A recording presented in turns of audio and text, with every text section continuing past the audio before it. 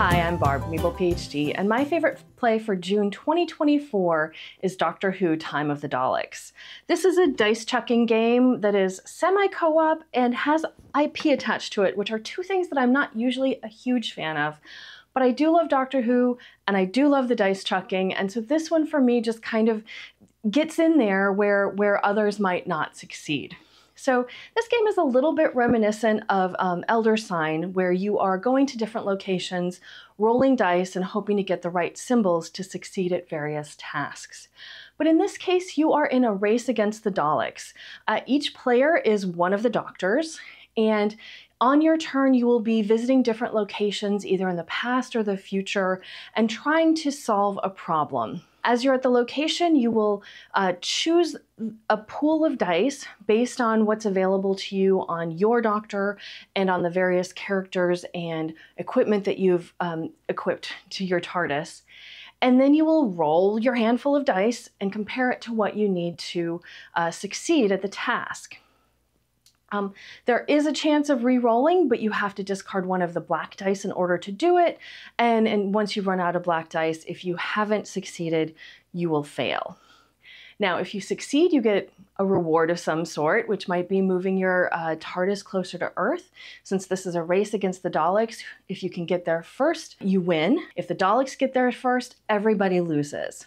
If you fail, you might end up moving the Daleks. You might end up just taking a penalty of some sort. You might even end up regenerating, which can happen if you fail or succeed. But this is where all of a sudden you are no longer playing the doctor you had been playing, but you take the next one in time order. And everyone at the table, when one person regenerates, everyone has to regenerate.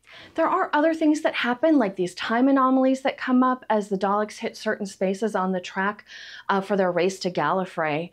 And when that happens, you get another special location that is usually fairly hard to succeed at, but can give you bad things that happen until you succeed at it. So one or more players needs to go there and give it a try.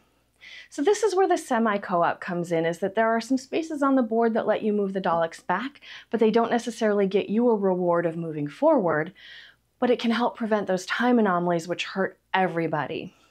And so we kind of look at this game as mostly cooperative, like we really do want to succeed against the Daleks. And maybe there's a winner, but everyone at the table kind of wins if the doctor wins. So this month we got this out only one time, but this doesn't come out very often because it is a very long game. I did paint the minis, so that makes it a little extra fun. And I only play it at 2. I think with more players it would drag out to be a very long game.